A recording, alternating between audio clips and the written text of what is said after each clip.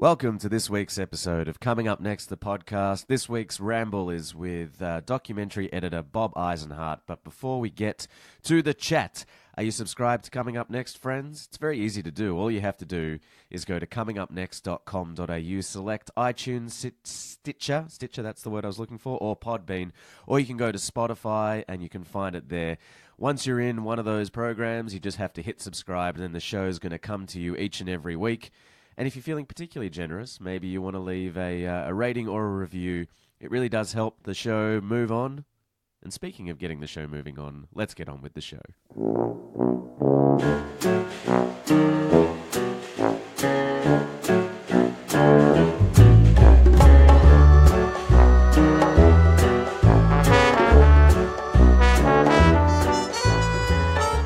Welcome. Hello, friends, and welcome to another episode of Coming Up Next, the podcast. I'm Alistair Marks, and as you probably know by now, this is my podcast. This is Coming Up Next, the show where I am very lucky to speak with some of the world's top creatives, top creative practitioners about their careers, about their lives, and about what makes them silly. You may be able to tell by the tone of my voice that I'm a little bit congested. Got a little bit of the sinus action happening. And for that reason, this show is going up a little bit later than usual. But the show does go on. And a big thank you to my guest from last week, Robert Morgan, the stop-motion animator. If you haven't heard it, comingupnext.com.au is going to be the place to find it, and you can find Robert's work under Robert Morgan on YouTube. There's some pretty incredible stuff. Now, a couple of weeks ago, maybe more than a couple, but if you go back a few episodes into the archives, you'll find an interview I did with documentary filmmaker Matt Turnauer. We spoke about his film Scotty and the Secret History of Hollywood. Well, this week, I've got the editor on board the show, Bob Eisenhardt. Bob's been cutting verite features for 40 years.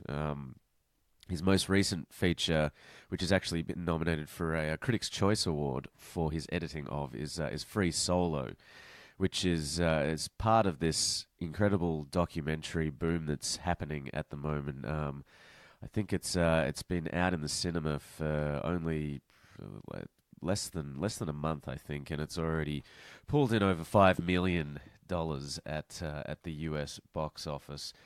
Like I said, it's part of this incredible doc boom, that's included films like Three Identical Strangers, Won't You Be My Neighbor, and it was a great opportunity for me to speak with someone who's seen the progression of documentary films from starting out in TV editing, non-fiction, through to doing Free Solo and Scotty and the Secret History of Hollywood.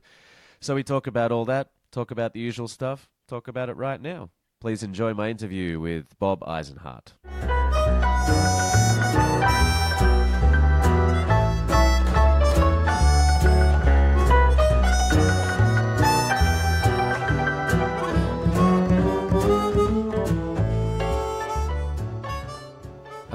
I've been reading a book called In the Blink of an Eye recently. Oh, yeah. I do editing when it comes to short form stuff, I suppose. But I'm quite sort of taken by this book and the way that it talks about, the role of the editor and how that works. Obviously, it's not necessarily new information to me, but the way that it's articulated is quite interesting. So I wondered what your kind of take on that is. What, from your point of view, as someone who's been, editing documentary films for so many years now, what for you do you see the role of the editor being in that process? He is basically a fiction editor for the most part, although he did work on a film called, Particle Field, or about the collider, building the collider. And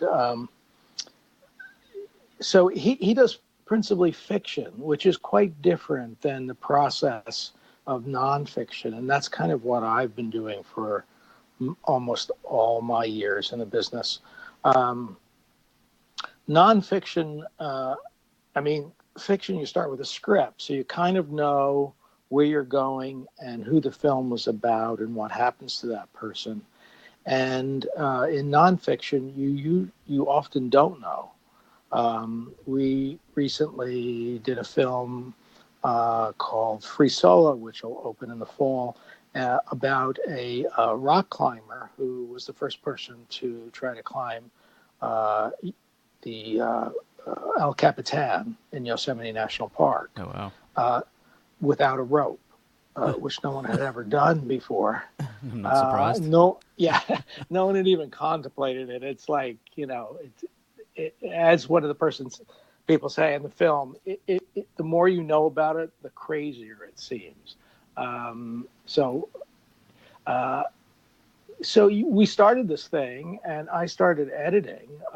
They were shooting for a year, and then we began to edit. We ended up with like 700 hours of footage. But when I started to edit the film, he hadn't done the climb. So there's a question of, well, actually, will he do it, or will he just say, no, this is impossible, I'm not going to bother trying? Or will he try and kill himself, or will he succeed? So that's like several different movies that this could be. So you have to kind of go into it with that in mind. There is no predetermined outcome. And it's a bit of an exploration. So it's kind of writing an ongoing story. And documentary editing is much more like writing, perhaps, than fiction film editing. You combine the editing and the writing in the same process, and as well as it being an ongoing story. So we try to do all the things that those guys do. Yeah. Make the thing have an exciting pace, develop character, and he gets into talking about the proper sight lines and how when the precise frame is to cut on, all which is very wonderful. And you have quite a bit of flexibility if you have 20 takes of this close-up in a fiction film. If you have one take, in a nonfiction film, you're a little more limited. So it's not a series of set pieces and retakes. Yeah, it's hard to get exactly the best frame is a little different calculation. So we try to do all of those things, and sometimes we're limited in doing some of that. But at the other end of the spectrum, we get to in a sense write the story, which is something that the fiction editor doesn't get to do. They get to kind of rewrite the story, they say, which is they tend to say they do the last draft of the script, which I think is an accurate portrayal. We kind of do the first and the last draft. Yeah. And so when someone comes to you with 700 hours of vision, you obviously sit down with an assistant and start the process of, selecting which shots you want to use. And I mean, how kind of do you remember when, like, the first time that you had to, I guess, step into that kind of job or role where you were like, was it quite overwhelming to just be given this much footage and to then be asked to make something from it? Well, it's a bit of a process. It's always overwhelming. Maybe I should say that. When they used to give you 10 hours and say make 10 minutes out of it, it was overwhelming then too. Because you have a background in television editing. I started doing television, yes, and I started on one of the first things I did was a children's TV show, which was in effect called Big Blue Marble, which was like 10-minute stories of kids around the world doing whatever they happened to be involved in. And so they were like 10-minute little movies, which was a great way to learn how to tell a story. And then, you get more experience and people give you bigger stories to tell. But it's still the same storytelling techniques. So I think obviously it's a lot harder to make a story carry for 90 minutes than it is for 10. And when you get 700 hours, we once had 1,200 hours. Wow. It's a little, just the amount of material to go through, you just do the math, you realize you're just going to be watching for 5 months, So it's a little hard to sort through, but there's kind of a process to go through that. Basically you call through and take the wheat from the chaff the first time, so you end up with something called selects, which is kind of the best of your material, and that may only be a third of the material. So then you can begin to get your arms around it and kind of see. At that point, you can begin to see how the story might be told. What the story is the first question, and then how you might be able to tell it. Right. I saw actually in doing a little bit of digging that you actually started off as an architect before you were working in the world. Was it before you were working in film, or was it? Yes, I had taken film courses in school and then shortly after school, but my degree is in architecture. Yeah. Yeah. Right. But I don't know. I was always attracted to film, and then I was I was working in a little small firm after school with one of the professors that taught, and it was a small office, so there used to be breaks between before we got approvals of things and between jobs. So one time, instead of finding something else for a couple of weeks, I put my film under my arm and went around looking for a film job. And 3 days later, I was in the film business and never went back. Wow. Do you see any kind of like crossover, I guess, between the job that you would do as an architect and the job that you would do as a documentary editor? For me, it's very similar. It's basically finding the problem and then finding a solution to that problem, and that's kind of what it is. So it's basically design, and for me, I mean, it depends on where you come from. I imagine writers come from a certain place, actors come from another place, and then they apply their kind of basic education to that. So that, I mean, I certainly see it that way. I see very close parallels. It's structuring things, so how you reveal things. How you move through something, how, motifs of things. It seems very similar to me. Yeah. And so did you grow up in New York? I grew up upstate New York, about 75 miles upstate, a place called Poughkeepsie. Ah, yeah, right. Which is the home of Vassar College and IBM, which is kind of the only thing. But it could have been like 2,000 miles away from New York when I was growing up. It was a very, very different place. Quite isolated, I suppose, from the creative world? Yes, it was country. I mean, yes, from the creative world. I think that's fair to say. IBM, I think there was a lot of IBMers, and they kind of had that kind of IBM mentality, which was kind of engineering, rather than the arts. Right. And were your parents involved in any? Were they involved in tech? Were they involved in anything sort of creative, or was it more, I guess, standard line of work? Well, my father worked for IBM, but my grandparents were both grandfathers. Both grandfathers were in the construction business. Right. So I think that's where the architecture probably grew out of. So that was my entree into that world. Did you have any experiences as a kid where you were making films or, doing any sort of creative stuff that you can remember, things that you remember that, I guess, inspired or kind of compelled you to pursue a creative career? I don't know. I mean, as a kid, we were country kids, and we'd be out building dams and stuff in the streams and that kind of thing. But yeah, an erector set. So I mean, I was kind of geared a little bit towards building architecture, but yeah, I mean, I saw like no more films than maybe the average kid. I mean, I must say they impacted me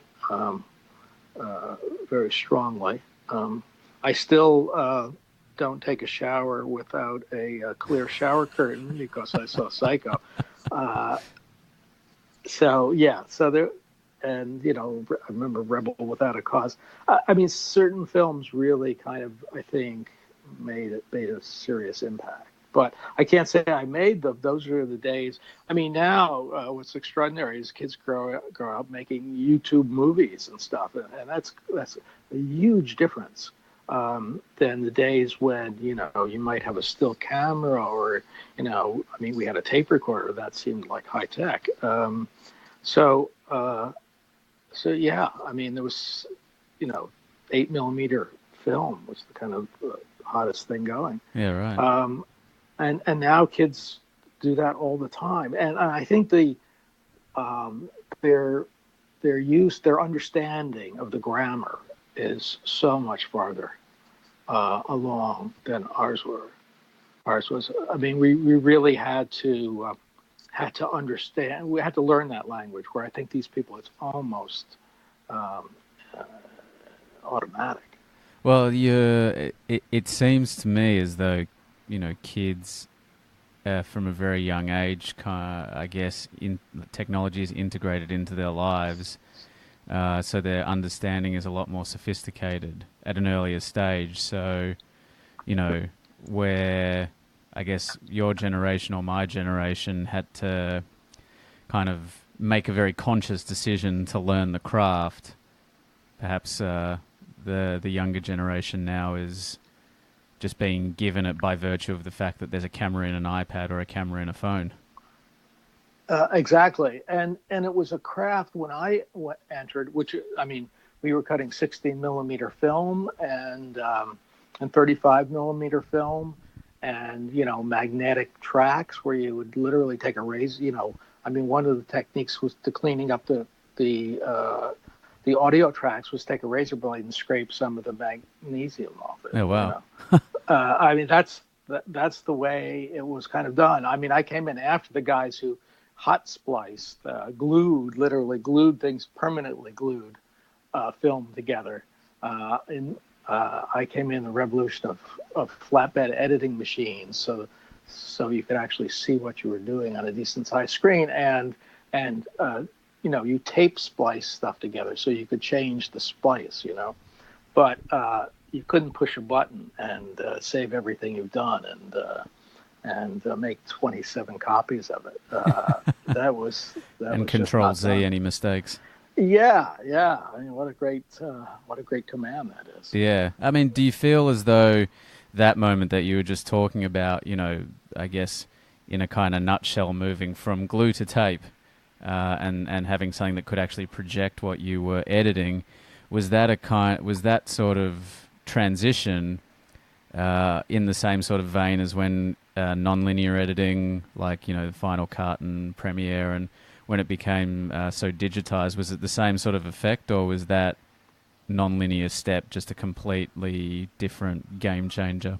I think it was probably a bigger step, but you can just think of a number of choices you had. When these guys cut something in those days, you would use a hot splicer, so you would lose it, you would cut the film, and you would lose a frame, and then you would glue it together.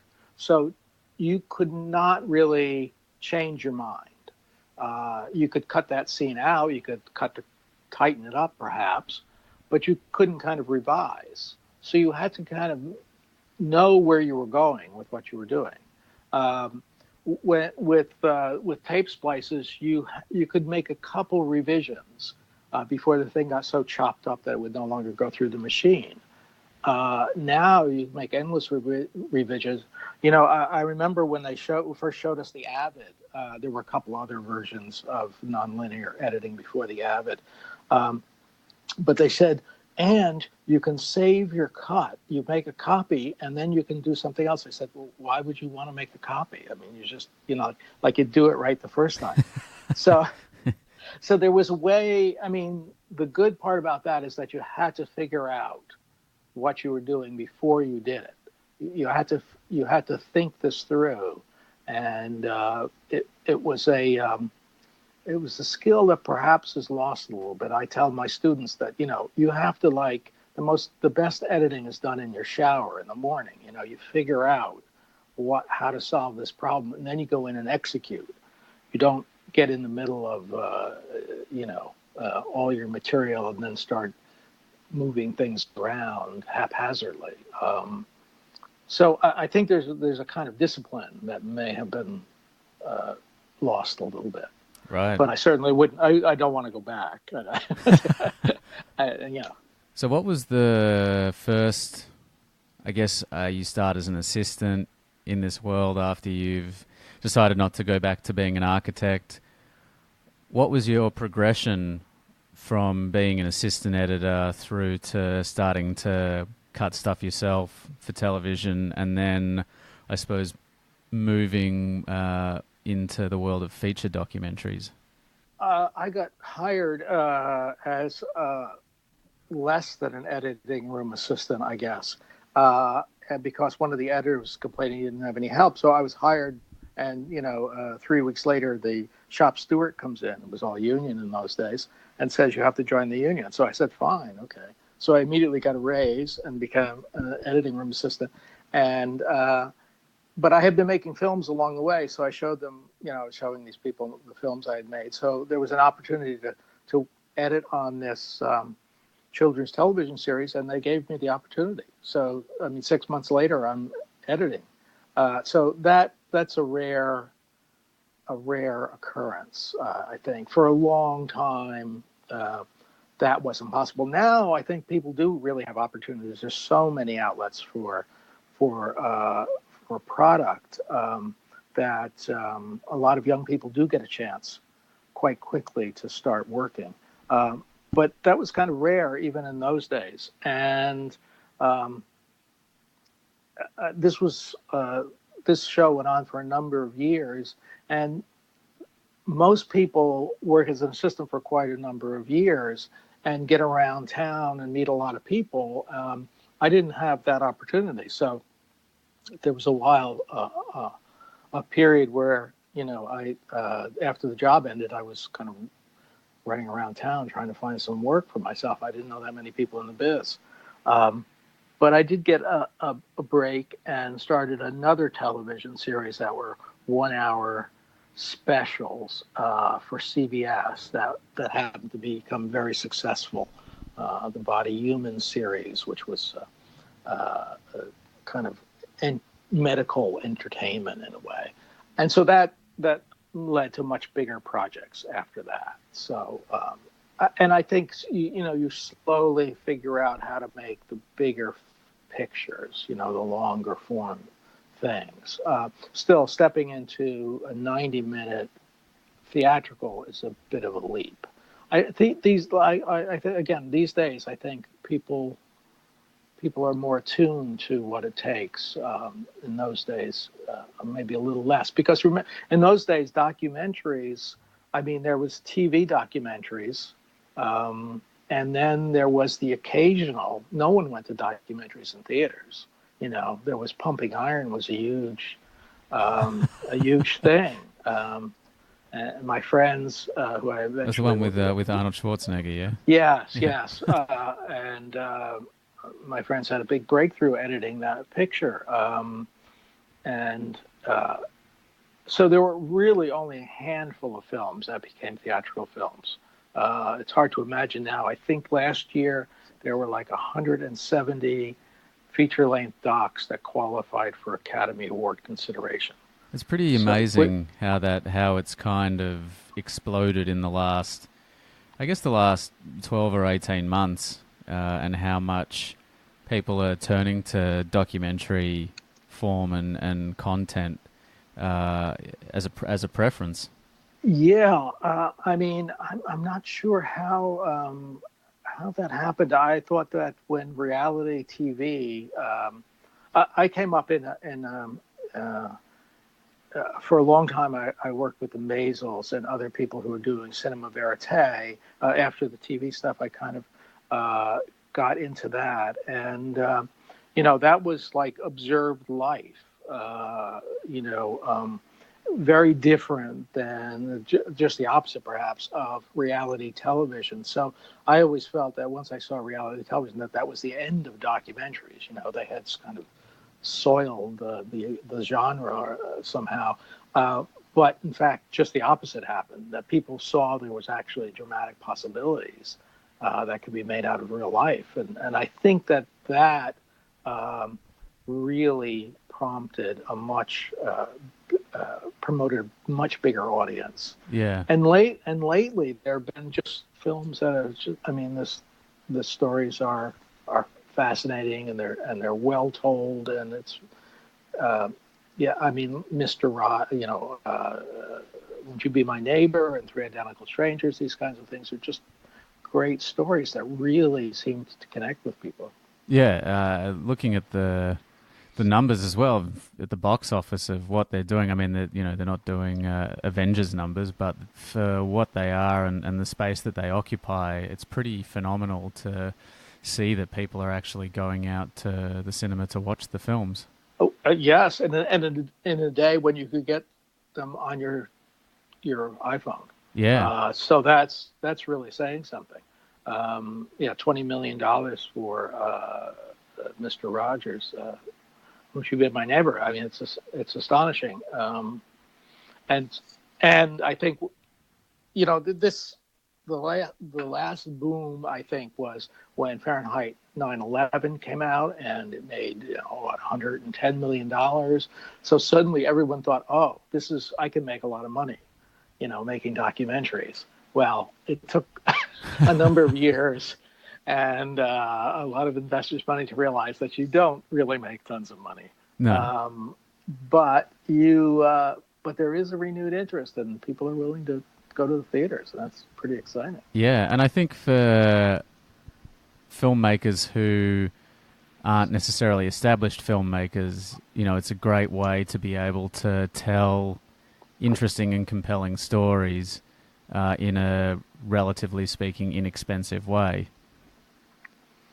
Yes, I mean, even the most expensive docs are a fraction of the cost, and the fact is that you can make them, literally with your iPhone, and for almost no money. So it's just a question of, finding the story and having the talent to tell it. So, I mean, that's not like it was 40 years ago when it really cost a lot of money to do the smallest possible project. What was behind your choice? Was it a deliberate choice to move into cutting specifically verite or observational style documentaries, or was it just something that you kind of fell into? A little bit of both, I think. It seemed in those days that the road kind of diverged. If you became more experienced doing documentaries, you kind of drifted into that field rather than in the fiction world, where in the editing rooms things are set up slightly differently. So you kind of became more expert at one that rather than the other. Assistants could move back and forth a little bit. Editors tended not to, and directors certainly didn't. Now that's changed. I mean, people do go back and forth these days. But then there was something that I just found it more interesting.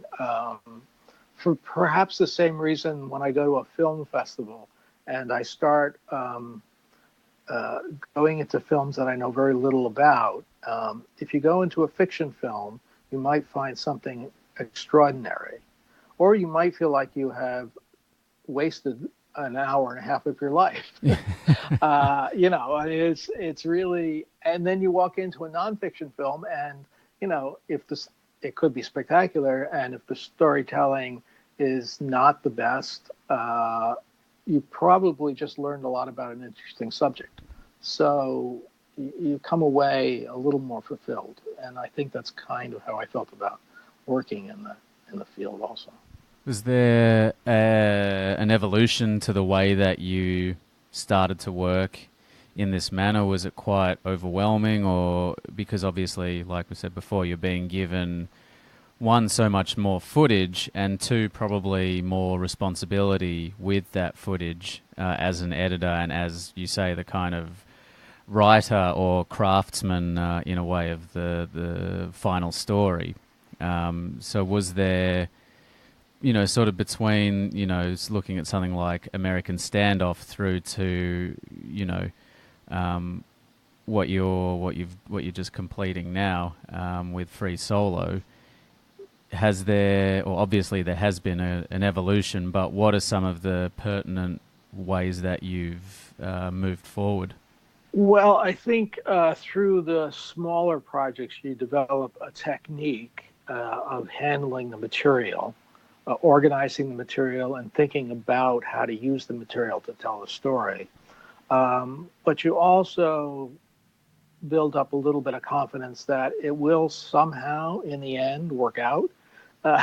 Because every picture, there's a point where you think this is definitely not going to work. I mean, we're in big trouble here. I don't know what to do, and we can't possibly get out of that.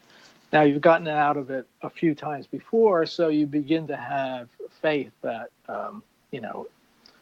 if you bang your head against the wall long enough, you will come up with a solution for it. And a very sore head. Yeah, and so you're taking on a picture that people have obviously invested more money in because it's a bigger thing. You're investing a tremendous amount of time. Free Solo, let's see, I was on that picture for 14 months and then another 4 months part-time. And we may well have finished the mix 9 o'clock day before last, 9 p.m. So congratulations. I think, we've said that before. So right. We may go back and, get a better idea and tweak it again. So, I think there's a basic technique that you've learned and a little bit of confidence that you've developed over the years that somehow there's a way out of this dilemma. When someone brings you a project like Scotty and the Secret History of Hollywood, which I was fortunate enough to see while I was in Los Angeles recently, what is there kind of a, because that's so steeped in, I guess, historical analysis and I guess things that have already happened, way in the past, but we're also telling the story of a present day person. Is there any sort of difference in the approach that you take to putting a piece of cinema together like that? Yeah, that was really tricky. There's a balance that you have to achieve. Just a little background. Scotty was as they call, a pimp to the stars in the 40s, 50s, and 60s. And he's now, when the film started, 90. He just had his 95th birthday last month. Still going strong. But, a 90-year-old man's not going to be doing a whole lot in the present day. And so when we follow Scotty around, he's kind of rambling around his house. We realize he's a hoarder. And we visit some of the people he knew who are still alive. But most of them are not. And he wrote this book, rather described often as a tell-all book, about people who he has outed, was the other criticism, that he's basically telling us about all these stars who had secret gay lives. These are like some of the biggest names from the golden era of Cary Hollywood. Grant, Spencer Tracy, Catherine Hepburn, you name them, Scotty was there. But I suppose you could do an expose, somehow put this guy and these things on trial, but that wasn't our point of view. Most of these people are dead. I mean, we found all kinds of corroborations, uh, to his stories, but it couldn't be an investigative report. Really, I think we felt that if you met Scotty, you could form your own opinion about whether you could believe this or not. And we were interested in the man as much, a man who was able to do this, who went through these experiences, as the more gossipy elements in it. So one fed the other, and if you could achieve the proper balance, and if you could get that forward momentum of a story to flow through both the now and the then of that story. So it was a kind of a tricky thing to pull off. Do you set like a kind of objective from the outset with, in conjunction with the director or the producer or both? And that's kind of like the big picture that you're working towards. Yeah, I think the most important thing is that Matt Turnauer, the director on this one, I had worked with before on Valentino, The Last Emperor. And the most important thing is to be making the same movie. So, I mean, we talked a long time about Valentino before I started working on it. We talked a long time about Scotty, about what we were trying to achieve and the point of view. And once we kind of have a mind meld on that, it's not so hard to kind of go through the material and cut things in a way that will be that you both agree on how to tell the story. And Matt was very keen on the verite element. He says he was greatly inspired by Grey Gardens as a film, which is a Maisels film. And there's quite a big touch of that in the Scotty film. But to allow a verite portrait of this person to develop, to balance the archival material that we have and the experts, he felt that very strongly, as I did, that combination was essential. Then it's a question of how to get it to work. Yeah, right. How did you get it to work?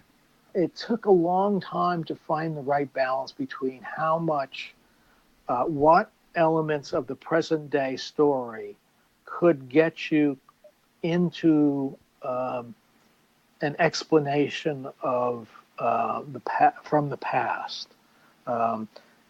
What element in the moments of the things that came up in the present day of Scotty rambling through his house would lead you to a passage from 1950 that would explain both the world then and a little bit about Scotty now.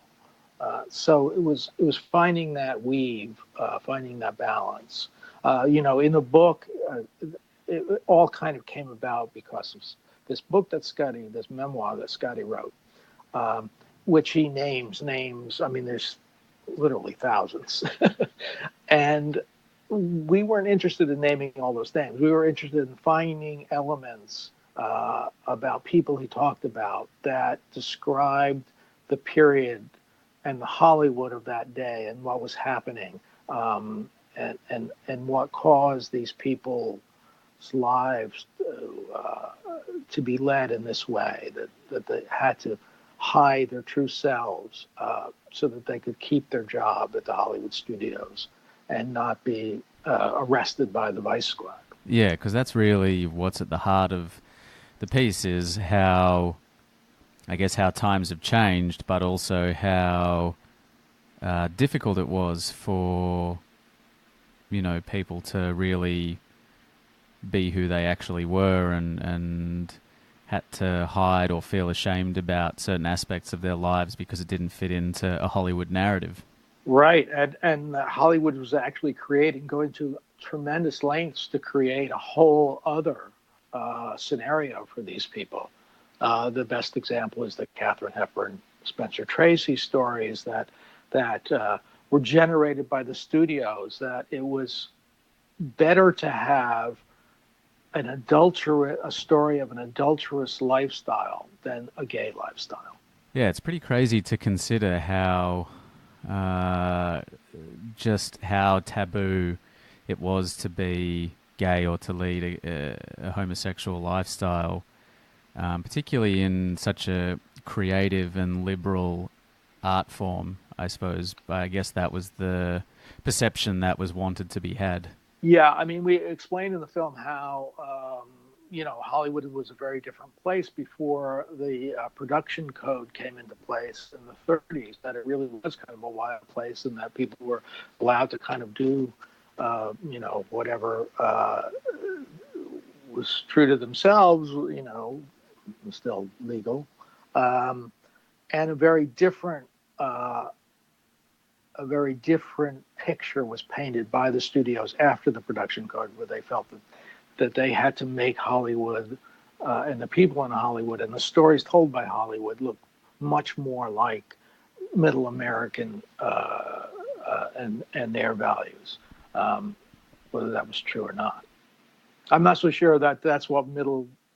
I mean, I think the same world was hidden in middle America also, but it really was this story in mythical proportions. Yeah.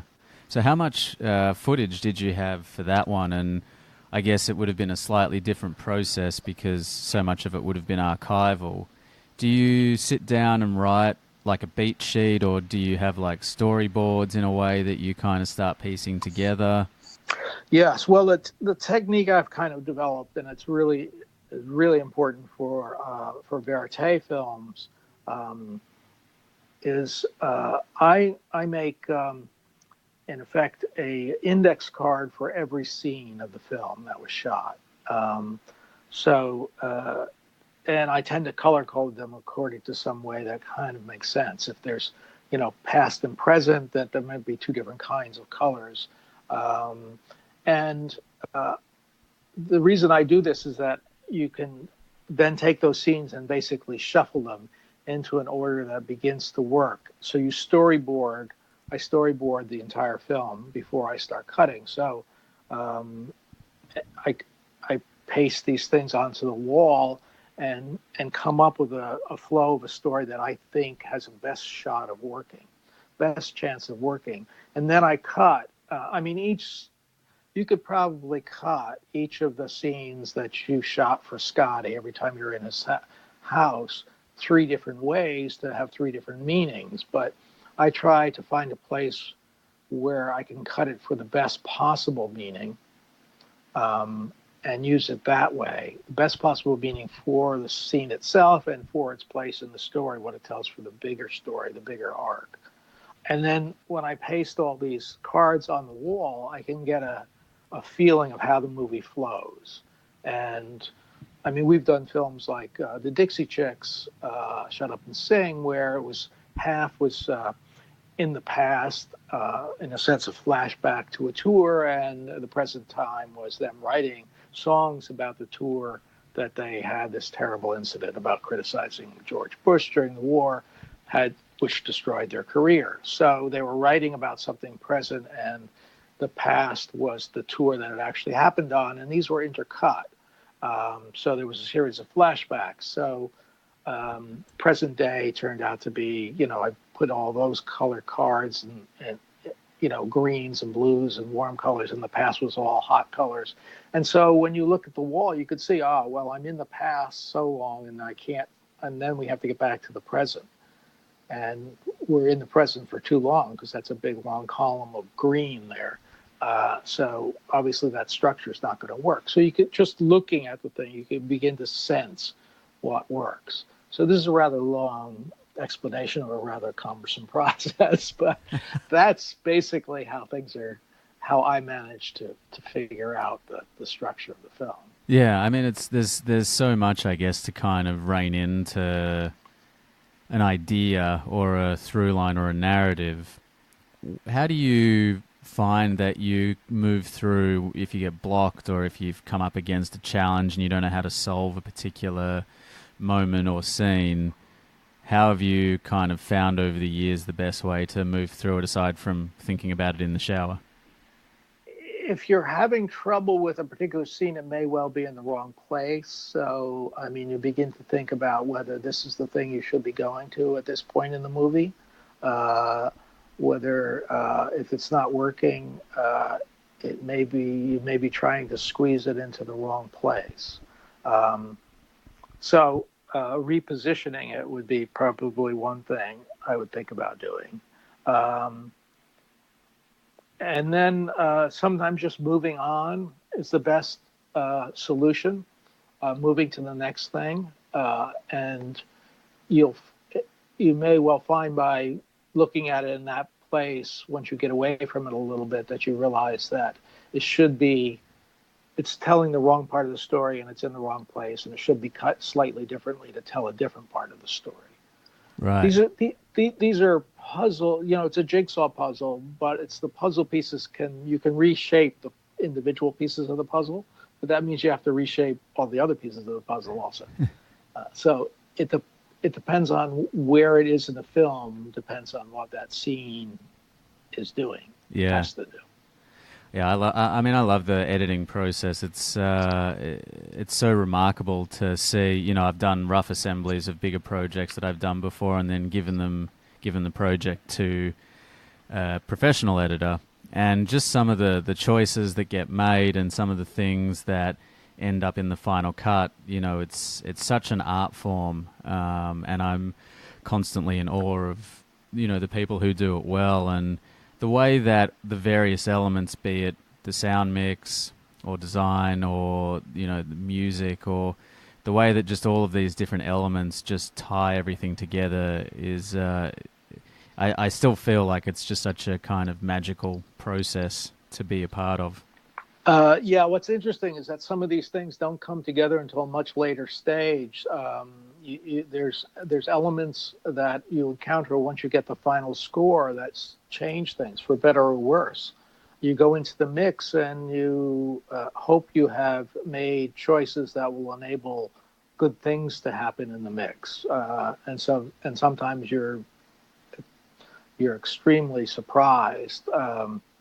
I did a film called Meru, which was a mountain climbing film also, and we were able to put in a lot of they were climbing in the Himalayas, 20,000 feet up in the Himalayas, and there wasn't a lot of good sound, but the good sound was very good sound because there was no cars going by. So we were able, once we got to the mix stage, to incorporate all these sounds, and it just came alive in a way that was very surprising and very gratifying. And luckily, almost all the times, there was room enough to experience that extra heightened reality that the sound quality brought to it. A couple times, there wasn't enough room. I didn't quite leave enough room for the full experience. So these things that you have to kind of anticipate and hope that when it all comes together, it's more than the sum of the parts. As someone who has been, nominated for an Academy Award and won multiple Emmys and had even more nominations, when you set out to make a feature nowadays, I guess when you started, what was your idea? How would you have defined a successful project, and how would you define that now as someone who's been doing it for 40 years? It was just very exciting to see your work on television the first time. And I remember at the time I had like this little, 20-inch TV that I saw it on. It must have been very mind-blowing. Exciting. Yeah. Yeah. Now, I think your standards are higher. I think that everybody's standards are higher for in the documentary world, which is a good thing. So I feel like I just went to see the New York premiere of Scotty last night, and I'm recutting the movie as it's going on. You want to make sure that you nail it, that you get every beat right, and every transition right, and tone of every scene right. So I think the pressure feels the same. It's just that the standards are higher. Yeah, no, I could imagine that. With everything that you've done, it's like, well, what's next? What am I moving on to, and how do I? And when I say what's next, I don't mean that you're not present to the work that you're doing. More like, how can I take the next step up in terms of the quality of the film that I'm producing? Yeah, and it's always a slightly different subject, a slightly different film. So it's always like a slightly different challenge. The end game is the same, but how you get there varies. Tone, subject matter. For instance, Scotty was a very tricky subject matter. We're taking advantage of the gossipy, salacious stories that we tell, and at the same time, it's a very serious investigation of the who this person is, and the constraints and lives that the people were forced to live decades ago. So that tone was a really tricky thing to handle, and we frankly thought we would be open to a lot of criticism about that, and I think we managed to, for the most part, pull it off.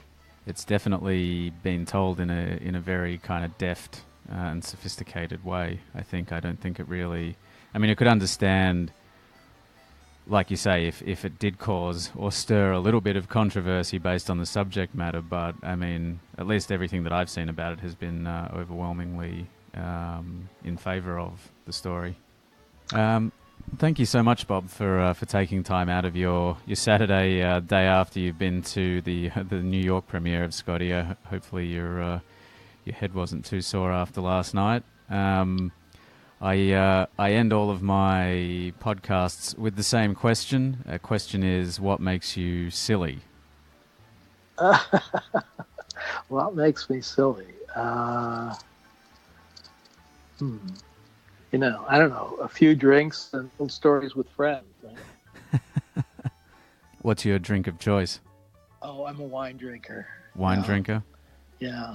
So we get together with friends once a month, and we tackle a different country, a different region. Right. Which region are you in at the moment? Let's see. The last time was the Pacific Northwest. How's that for a drop of red? It was a great evening. A night of silliness. Thank you so much, Bob. Thank you, Alistair.